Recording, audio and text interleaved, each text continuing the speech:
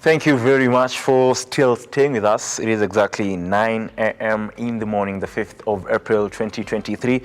Just in time for what's trending on the social media and what is happening in the country. We do know that a lot is happening, not only politically, but also on all other fronts, also in matters business and in matters sports.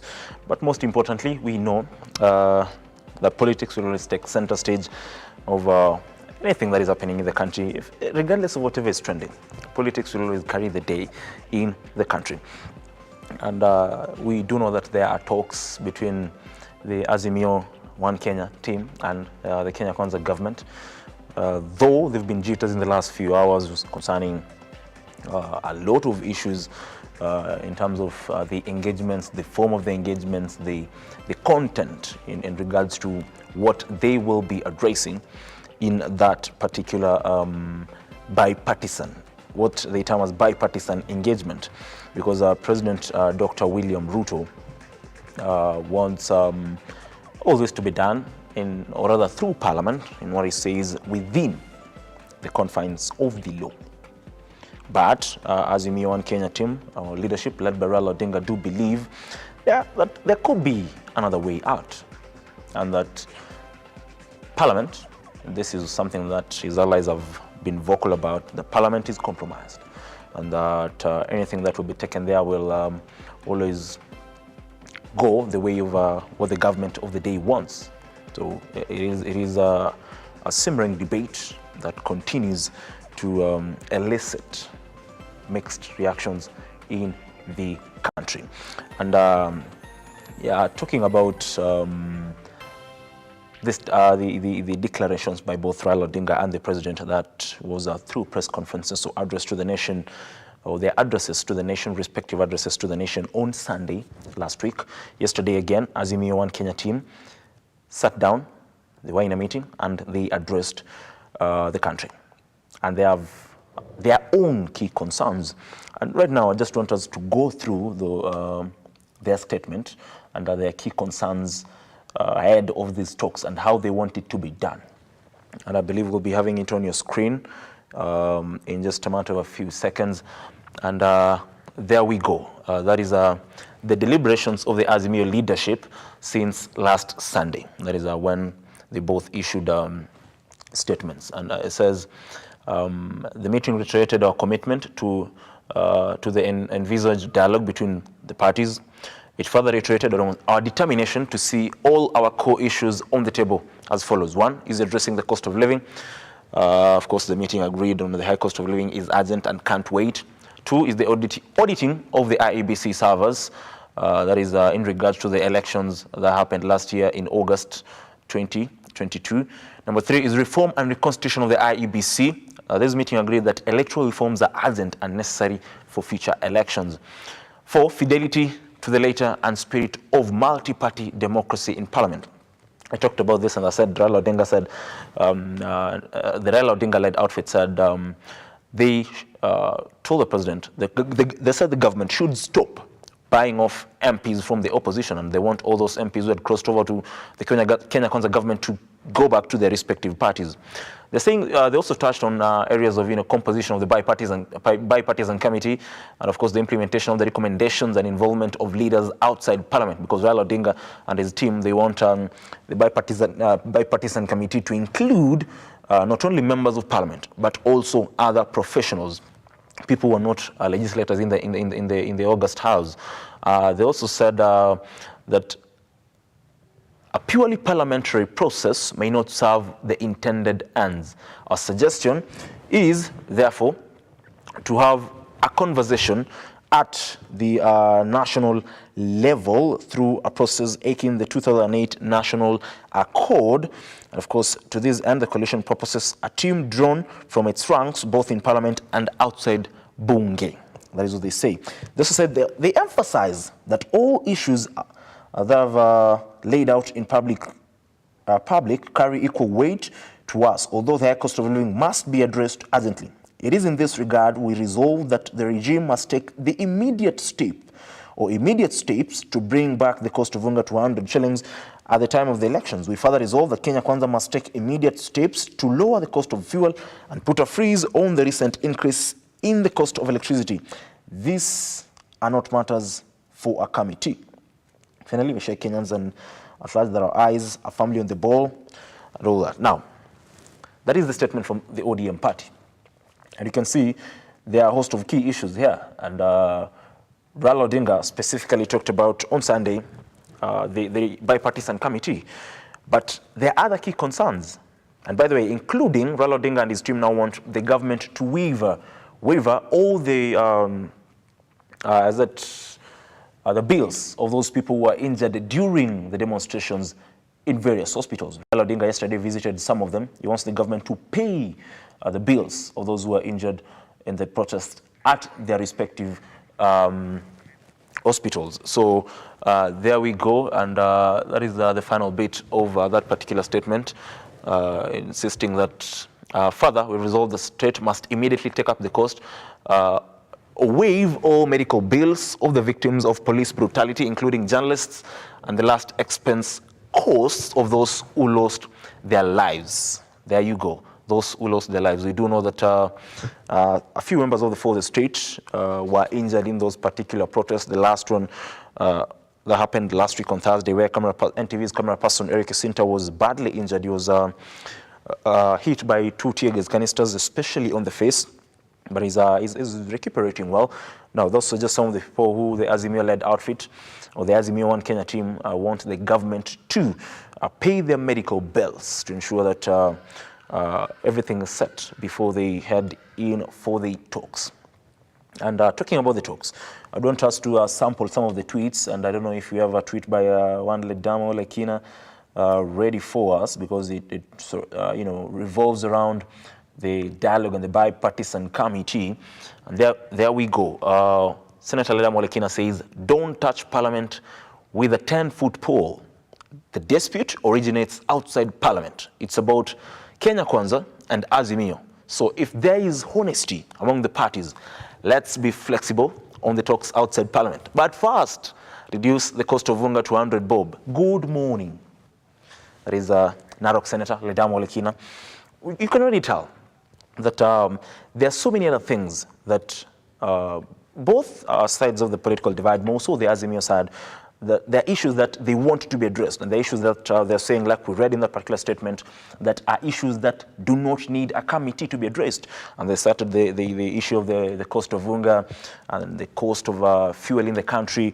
They want subsidies brought back in place, and the cost of electricity as well. We do know that the cost of electricity, the rise, there was a rise in the cost of electricity, and it took effect from the 1st of April this year. I know you might think maybe it was Fool's Day. No, it took effect from the 1st of April. That was on Saturday. So there are a host of issues here. And this is the reason. And you've seen Ledamo has been very, very vocal ever since the declarations of President William Ruto and Raila Odinga on calling off the demonstrations and engaging in bipartisan talks.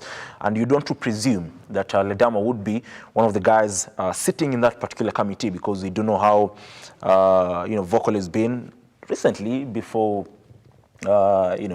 after some of the leaders decided to join President Dr. William Ruto's government, the leaders were elected on an opposition ticket, and the minority whip slot that had been kept for Jubilee in the Senate, that was being held by one Fatma Dulo, was taken from her and handed over to Senator Ledamo Lekina, the senator of Narok. So you can see, at the end of the day, House leadership is always being given to the leaders who can articulate party issues and propose,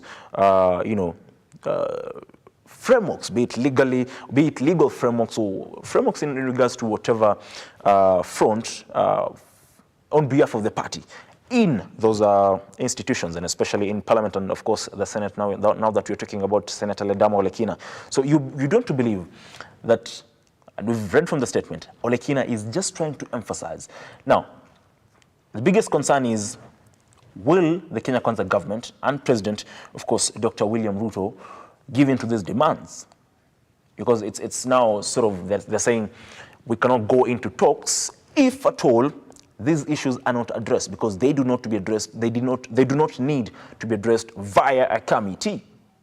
So it leaves the country and the leadership of both sides of the political divide in a catch-22 situation. Now, I believe the next tweet is also by a political, I believe Kimani Ichung'wah, and it still revolves around the new demands by the Azimio One Kenya outfit. And it has, had a lot of people airing in their views. We've had not only the political class, but Kenyans at large. But I'd want us to look into a tweet by one Kimani Ichung'wah talking about the new demands by the Azimio One Kenya team after their, they held talks within themselves, within the, members of that particular coalition, the leaders in the Stephen Kalonzo Musyoka Command Center in Nairobi. I don't know if we have that tweet ready.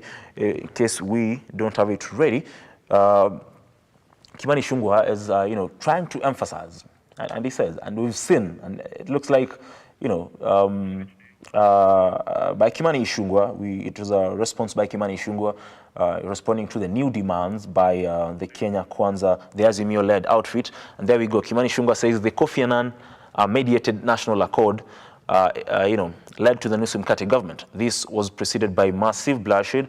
How much bloodshed, Raila Odinga, do you desire to get another Newsroom? Is that why you say you want no handshake? You want Newsroom? Mzee, hata slice hakuna.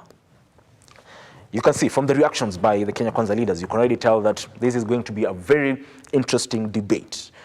Now, whether it will jeopardize the talks or not, it's only a matter of time. Because if Kenya Kwanza, and we had the president yesterday saying there will be no handshake, everything must be done within the confines of the law.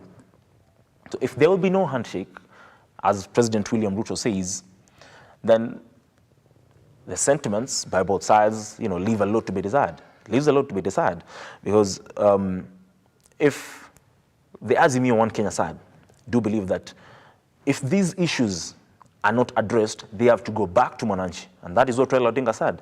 And in fact, on Sunday he said, we're giving these talks 1 week, just 1 week. In case it does not bear any fruits, then we are going back to the roads, to the streets, to the people. He says to the people, but that means to the protests.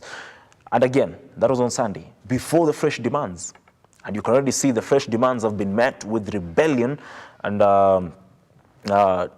high, by toughness from the Kenya Kwanza team. And when Kimani Ichung'wah speaks, you tend to believe that this could be the message as well from the top brass of that particular coalition, that is the Kenya Kwanza administration, because Kimani Ichung'wah is the leader of majority in the National Assembly, and we will be following up we'll be following up this particular story for you, just to give you the perspective of both sides in regards to what they want and whether the talks will continue, and if not, what next? Because it now means that there are many Kenyans who have decided to, go back to their businesses. They were happy. I was talking to various guys from, the taxi business, saying at least, some sort of truce had been found. And then just to, give you what President William Ruto said, he said there will be no handshake, but there will be an engagement in Parliament. Whatever can be resolved, we have a government and opposition. We don't want democracy to be undermined. There we go. That is what President William Ruto had to say yesterday.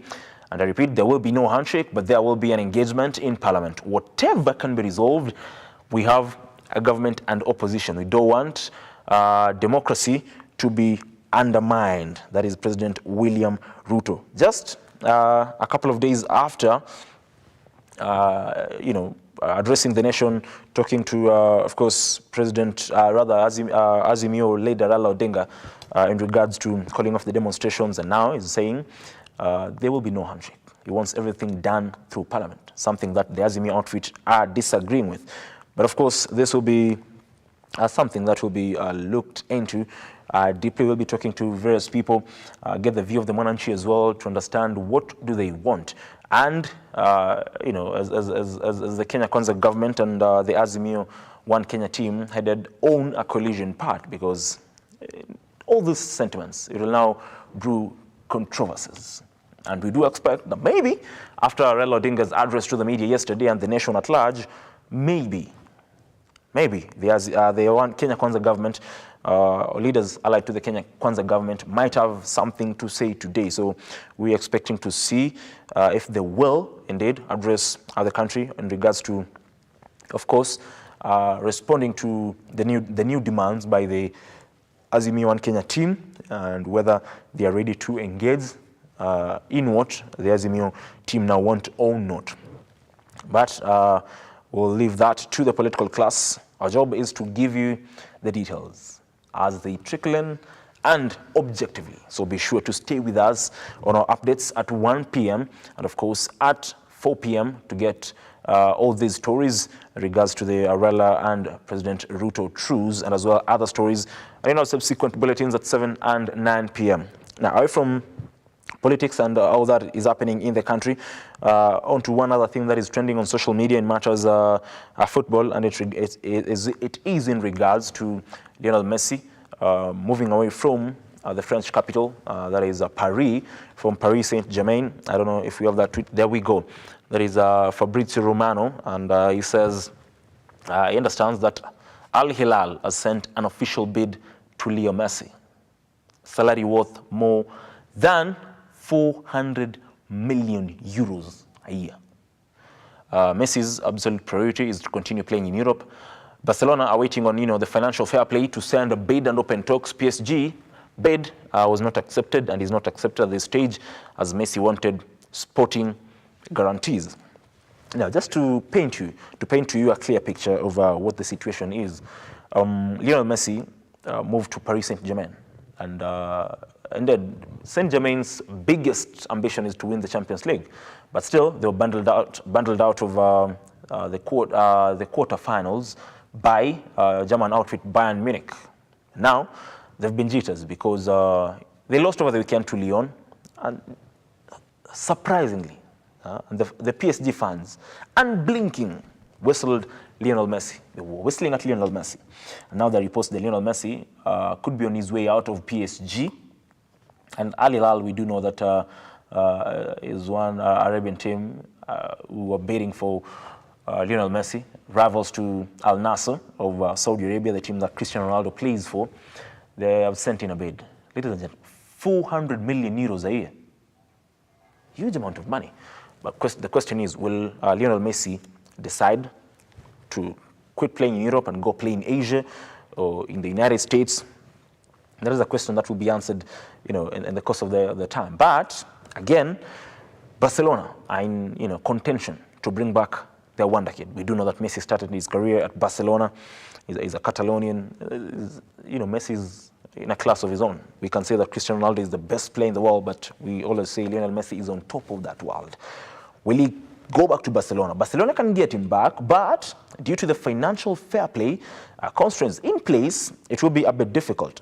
But if at all Barcelona do get a window to, of course, bring back their star, Lionel Messi, it's called Lionel Andres Messi, back to the Camp Nou, it will be the return of the greatest. And it will be received with jubilations in Barcelona, Catalonia. But it's a matter of time before we see whether that will happen or not. I'm talking about matters of sports as we wrap up this particular segment of the morning drift, is that yesterday there were games that were played in the English Premier League, and I don't want to say surprisingly, because we're used to, dismal performance from Liverpool and Chelsea. You can imagine staying up and you have to wake up in the morning just to watch a very boring football game that ended in a barren draw. And like I said yesterday, it was a mid-table clash. And indeed, a mid-table clash. But the clash in itself, the game, was under. It was, below expectations. But what do we say? Like I said yesterday, Chelsea, of course, did fire their manager, Graham Potter, and left Bruno Salter in charge of the team. And still, they performed dismally. Of course, they can argue they scored a goal, but it was ruled offside, a goal by Kai Havertz, the German player, or German international. And still, Chelsea are languishing in 11th place, because as well, yesterday Aston Villa did win, and Liverpool are back to 7th. Brighton are up to 6th. Question is, for Chelsea and Liverpool, as they continue to struggle, how far will the struggling go? Because we do know that Liverpool are playing against Arsenal over the weekend. And Chelsea, and by the way, and I told you guys this, ever since Liverpool smashed Manchester United 7-0, or swept aside Manchester United 7-0, they've played 4 games. They've lost 3, they've drawn 1. Tells you of how struggling they are at the moment. But just to give you the results of the other Premier League games that were played yesterday, Leeds United did win 2-1 against Nottingham Forest with goals from Jack Harrison and, of course, Sinisterra in the 45th minute. And in the other game, Aston Villa did win 2-1 against Leicester City, with Leicester City having a red card, goals from Oli Watkins and Bertrand Traore, with Harvey Barnes scoring the only goal for Leicester City. The other result saw Brighton win 2-0 against Bournemouth. And now that means Bournemouth are up to 6th on the log. I'll be briefing you on what is happening on the log, or how the standing looks like at the moment. The other game, like I've said, Liverpool drew 0-0 against Chelsea. And today, West Ham will be playing against Newcastle. Newcastle, of course, third on the log. They'll be hosted at the London Stadium by West Ham United. We do know West Ham did win 1-0 in the weekend, or during the weekend, over Southampton. Manchester United will be playing against Brentford in the Premier League today. Those are just some of the fixtures in the English Premier League today. And just so you know, Arsenal are still leading the way in the English Premier League. And the fans, goodness, the fans are all over the place. As it stands, Arsenal do, of course, they're sort of runaway Premier League leaders, Premier League winners, because as it stands, they're like, 8 points clear.